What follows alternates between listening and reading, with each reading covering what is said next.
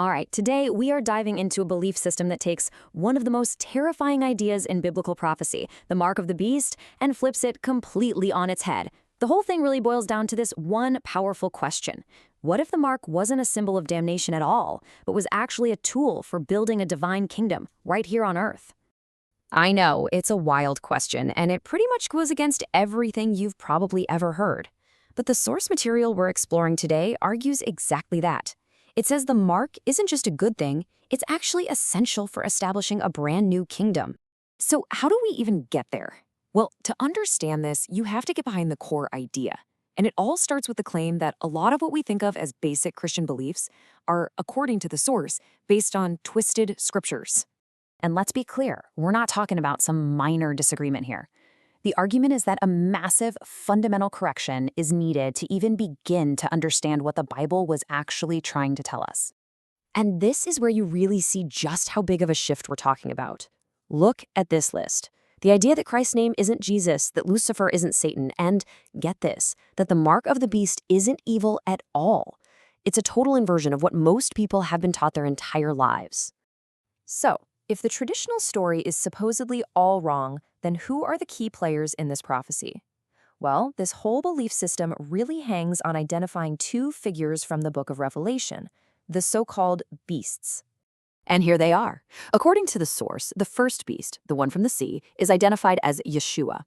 The second beast from the earth is a figure named Lord Rael, that's pronounced Rael. And you can see the dynamic right here. Yeshua's power was supposedly hijacked by the Roman Catholic Church, and Lord Rael's job is to come in and fix all that, to restore the proper belief in Yeshua. Let's look a little closer at that first beast. In this view, the prophecy about a beast with a deadly wound that was healed, well, that's a direct reference to Yeshua's death and resurrection. It was that incredible event that made all the world wonder after him, which of course led to Christianity's spreading across the globe. And that brings us to the second beast, Lord Ra-El. The text describes him as having this really interesting duality, the gentleness of a lamb, but the ferocity of a dragon. And his specific mission, according to this interpretation, is to basically correct the world's misunderstandings and make sure everyone is worshiping Yeshua the right way. Now, this leads us to one of the most critical distinctions in this whole belief system. It's the argument that the names Yeshua and Jesus don't just sound different, they refer to two completely different concepts. The whole foundation for this idea actually comes from Scripture itself. This verse right here from Revelation is seen as proof that the name associated with the beast that became globally famous is a name of blasphemy. And wow, this slide just lays that divide out perfectly. On one side, you have Yeshua, presented as the real deal, the true figure. But on the other side, the name Jesus is called a creation of the Roman Church. The source even claims the name comes from Yeshu, which it says is a satanic reference, designed to mislead the entire world.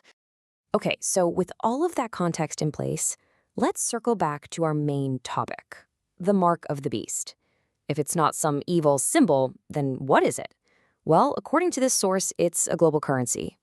And the biblical evidence they use for this is pretty straightforward. The prophecy says flat out that without the mark, you can't buy or sell. You can't participate in the economy.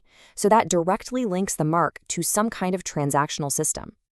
And here's the big reveal. According to the source, the mark of the beast is a gold-backed digital currency called Godcoin, and the individual units are called grails. They argue that this system right here is the fulfillment of that prophecy. So why on earth would this be considered a good thing? Well, the argument is that this system is actually designed to get rid of crime. You know, by tracking every single transaction, it becomes impossible to commit theft, fraud, or pretty much any money-based crime. The mark on the hand or forehead isn't some evil brand. It's just an invisible link to your universal account. It basically makes physical wallets obsolete and all transactions perfectly secure. But what about the elephant in the room, right? We have to talk about the most infamous part of the whole prophecy, the number 666. And this interpretation has a really unique explanation that reframes it completely. This whole interpretation really hinges on taking this part of Scripture absolutely 100% literally. When the text says it is the number of a man, the source argues it's not a symbol for some evil person. It's a literal, numerical representation of the human male form itself. Okay, let's walk through the logic here, step by step. The argument kicks off with the hexagram, the Star of David. As you can see, it's got 6 points, 6 triangles, and 6 outer line segments. That gives you 666.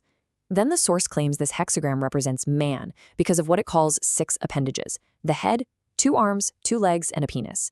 So their conclusion is that 666 is, quite literally, the number of a man.